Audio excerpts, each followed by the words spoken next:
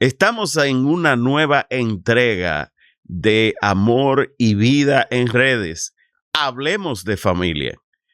Y seguimos compartiendo con el Carlos Contreras y Marian Franjul, pastores jóvenes amigos con quienes estamos tratando este tema de tanta importancia para todos nosotros, porque todos somos miembros de una familia. Querrámoslos o no, hemos venido de la relación de un hombre y de una mujer y somos parte de una familia como parte de la creación misma de Dios por nuestra propia naturaleza. Un saludo para Carlos y Marian en este día. Bendiciones, pastor. Gracias por la invitación nueva vez. Gracias nuevamente por tenernos acá, pastor.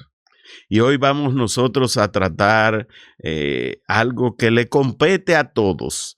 Yo sé que será muy interesante este tema, así es que mantente en audiencia porque vas a recibir hoy consejos, una palabra de edificación que puede transformar tu vida. Hablando nosotros de relación, de comunicación dentro de la familia, ¿cuáles son los principios que nosotros tenemos que considerar cuando hablamos de la relación entre la pareja primero y después con los hijos en cuanto a cómo comunicarnos en nuestra relación? Lo primero es que la comunicación debe de ser transparente, debe de ser honesta, debe de ser eficaz. Es como cuando nos comunicamos con el Señor, ¿verdad? Es una intimidad. Pues con nuestro cónyuge no debe de ser diferente. Con nuestro cónyuge la comunicación debe de ser honesta y transparente, de doble vía, específicamente, y que se pueda tratar absolutamente todo.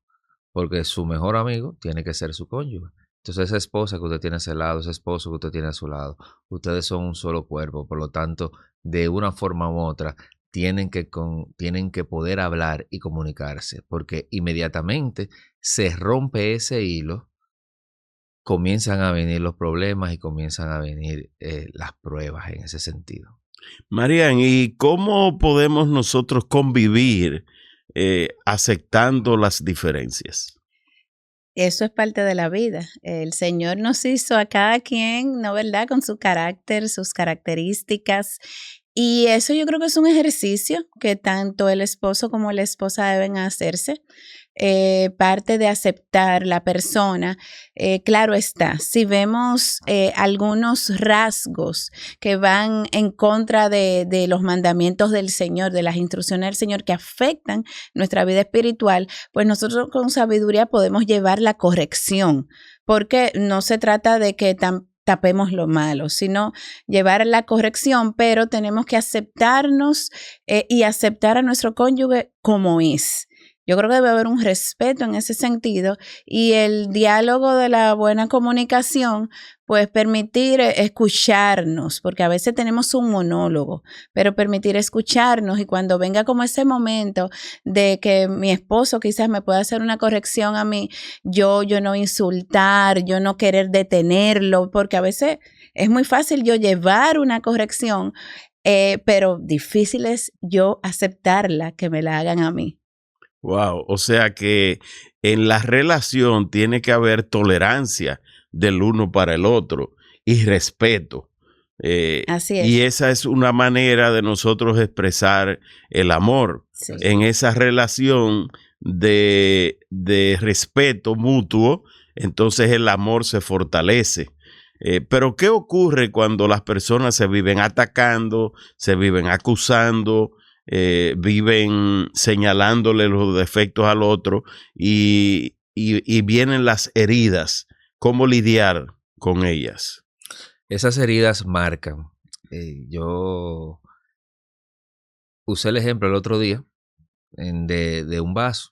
Bueno, estábamos en una sesión, creo que usted estaba con nosotros esa vez, y de que hay varios vasos, ¿verdad? Y si nosotros tenemos un vaso plástico y usted lo arruga, puede llegar un momento hasta que puede llegar a romperlo y puede a lastimar. Eso como la famosa siempre analogía con la hoja en que usted la arruga y cuando quiere volver a plancharla se quedan esas arrugas ahí, ¿verdad?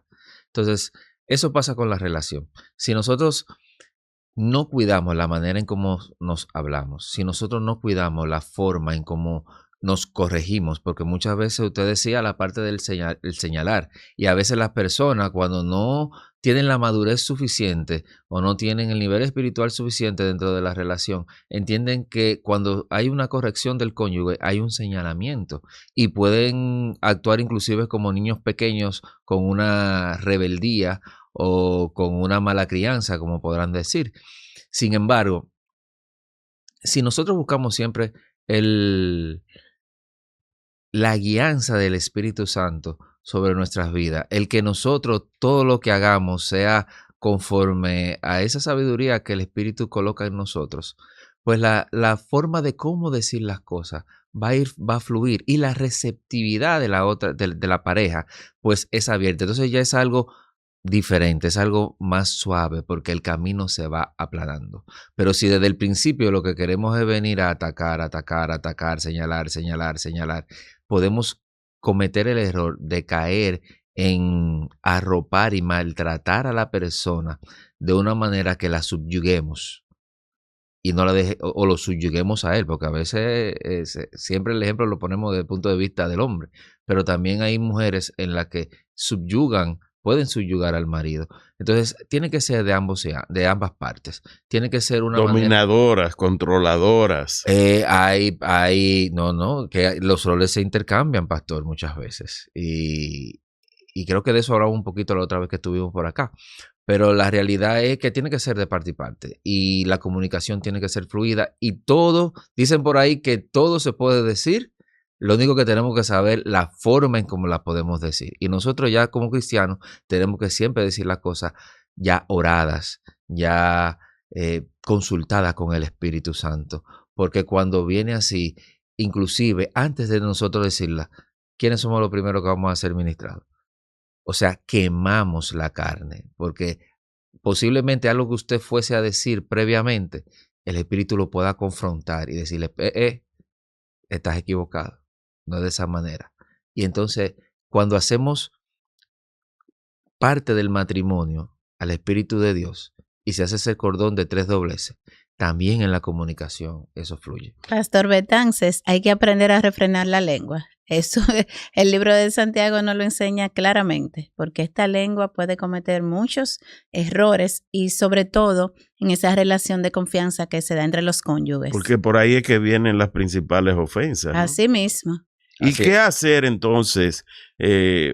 Porque algunos pensarán, no, yo mejor me quedo callada y lo guardo, o si me debo expresar. ¿Cómo manejarse en esas cosas? Mire, guardar es grave, porque se engrosa el corazón y vienen y se forman esas raíces de amargura que luego se levanta en nosotros un espíritu como de venganza, de él va a ver lo que le voy a hacer. Y comenzamos una guerra, quizás hasta de un silencio, que le va haciendo un daño a la pareja y va separando, creando una separación silenciosa.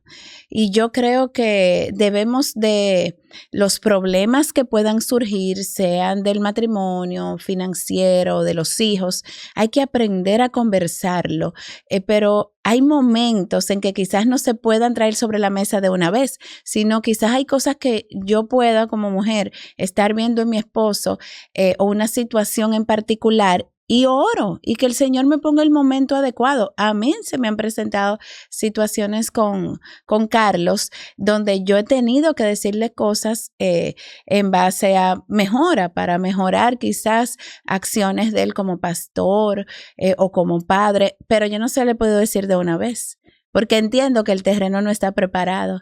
Entonces comienzo a orar y yo, Señor, ponme el momento, porque uno también tiene que tener como el discernimiento de saber que él acaba de llegar de un trabajo, yo no puedo abordarle un tema que quizás él esté muy cansado, no esté preparado para escucharlo. Y he aprendido a eso, he aprendido como a esperar el momento oportuno para poder hablar las cosas que no son tan agradables.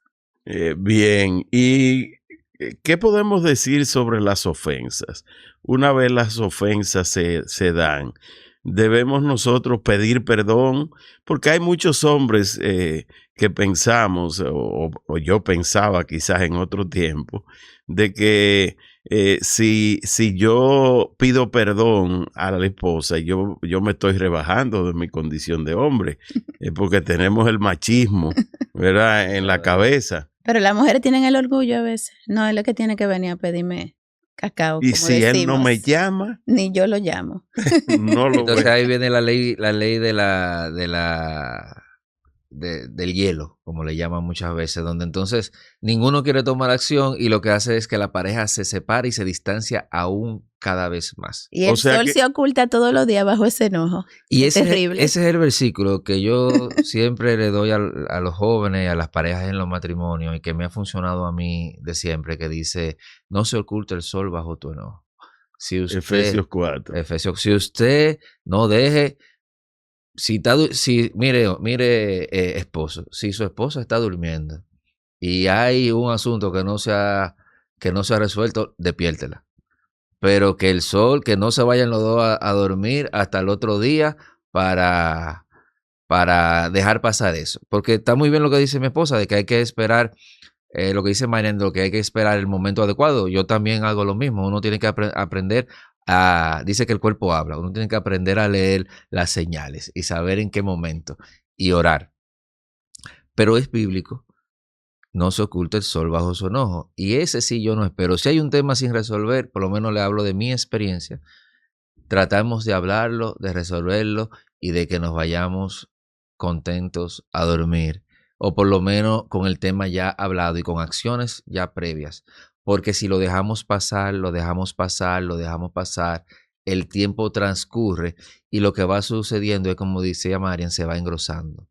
Inclusive se puede romper el hilo de comunicación y hasta quedarse ya en un olvido que luego te puede salir más adelante como una raíz de amargura. Pastor, yo tuve que aprender a pedirle perdón a él.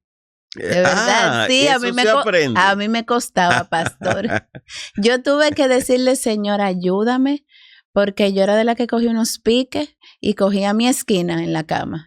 Y yo que ni me pongo un dedo. Es más, si tenía que buscar una sábana aparte, era capaz también de buscarla. Y el Espíritu Santo trató mucho conmigo. Y ahora, no es que 100% me sale así, pero trato de doblegar mi carne y creo mucho en eso, en pedir perdón. Eso sana de una manera muy profunda. Y aunque a veces yo entiendo que yo tengo la razón, que me ha pasado, yo trato de ir y pedir perdón para como que esa guerra no se ensanche dentro del hogar. Es decir, tú no estás de acuerdo con aquellas mujeres que dicen: no, a él que venga. No, yo no estoy de acuerdo. Yo creo además que eso no se lo voy a decir porque no puedo tampoco hacerle saber todo. No, yo creo en, de verdad, pedir perdón aún yo entienda que yo tengo cierta razón en el momento de la discusión. Yo creo mucho en eso. Hay un poder. ¿Y qué tal de esconder cosas, Marian? No. De esconder, no, déjame hacer esto a esta hora porque así él no lo sabe. Déjame dar este tarjetazo porque después que te he hecho ya él no va a poder decir nada.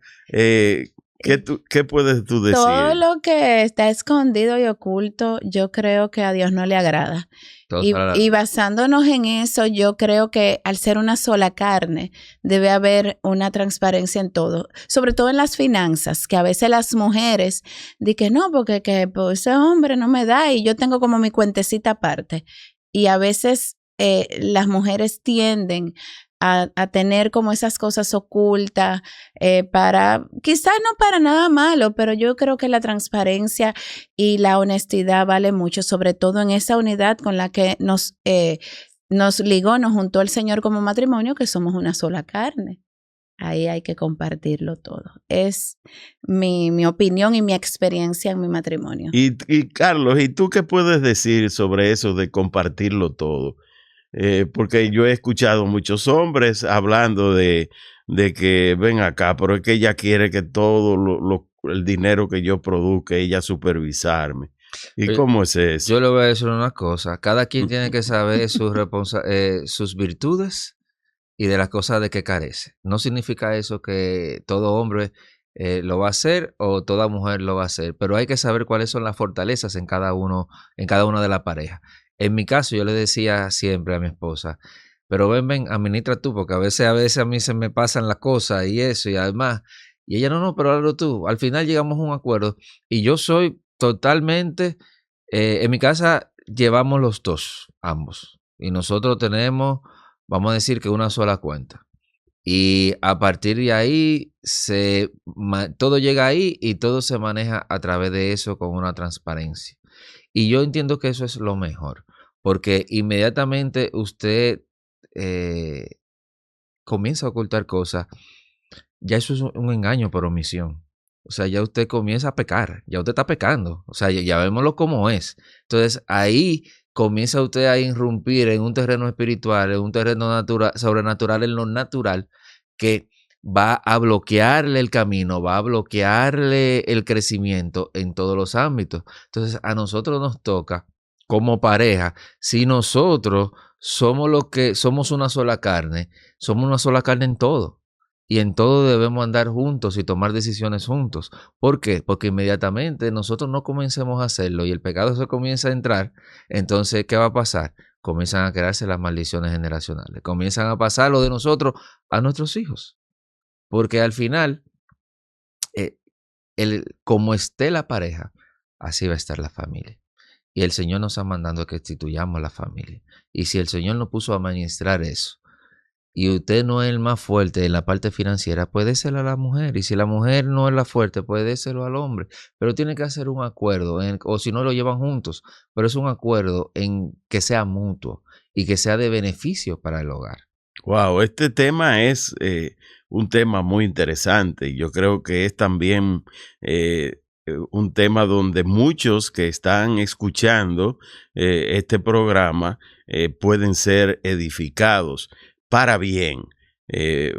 Sus vidas pueden ser cambiadas y transformadas al recibir estos consejos prácticos. Pero quisiera hacerle una pregunta.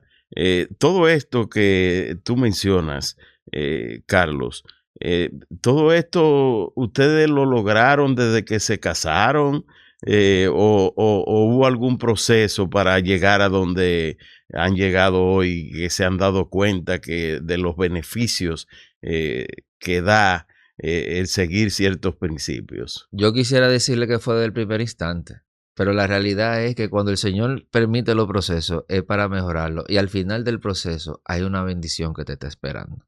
Y sí, ha sido un proceso, porque nosotros, imagínense, nosotros tenemos ya 20 años de casados.